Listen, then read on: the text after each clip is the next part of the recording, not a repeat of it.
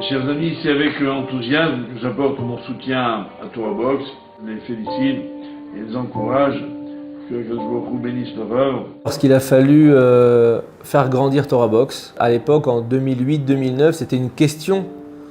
Est-ce qu'il fallait intensifier la diffusion de la Torah sur Internet? C'était une question, aujourd'hui ça ne l'est plus, mais à l'époque ça l'était.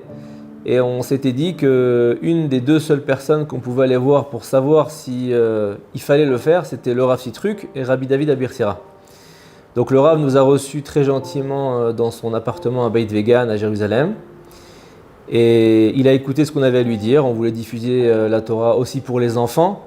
Donc ça a impliqué que les enfants aillent sur Internet. Il nous a dit qu'il allait y réfléchir. Plusieurs années après, une fois qu'il est décédé, le Rav Yaakov Sitruk, donc son fils, il a pris la parole dans un gala de TorahBox à Paris.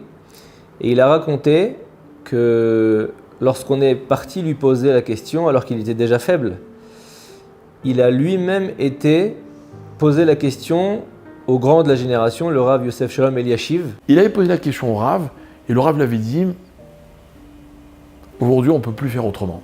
Mais en même temps, il avait compris que déjà, on ne pouvait plus faire marche arrière. Or, la force de ces rabbinim, c'est qu'ils avaient toujours du recul, et toujours de la clairvoyance loin devant. Donc je pense que le Rav Eliashiv a dû réaliser à l'époque qu'avec le temps, ça allait se développer, et que finalement, voilà, c'était un petit peu une façon de donner sa bracha, que je souhaite, je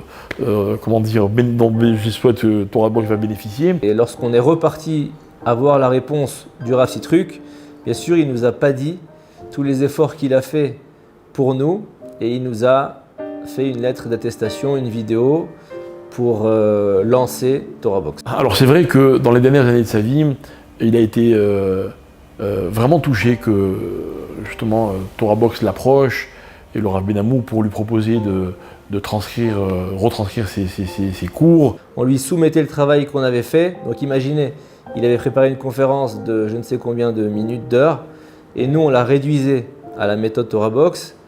Donc il se retrouvait avec son travail réduit, et pourtant il était bienveillant, il corrigeait un tout petit peu.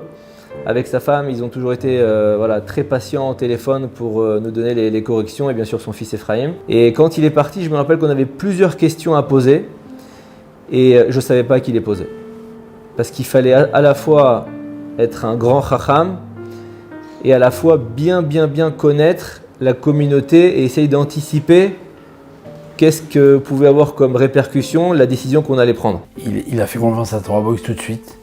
Il a accepté en tout cas de faire taper par écrit ses cours, ses conférences. Et là encore une fois, j'avais été le relais qui permettait d'imprimer chaque cours qui était retapé, et il les corrigeait pour être sûr, mais il appréciait beaucoup le travail.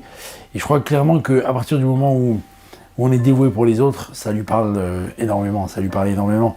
Donc quand il a senti que les dirigeants de TorahBox étaient dans cet esprit, eh ben, il les a soutenus, on va dire, complètement.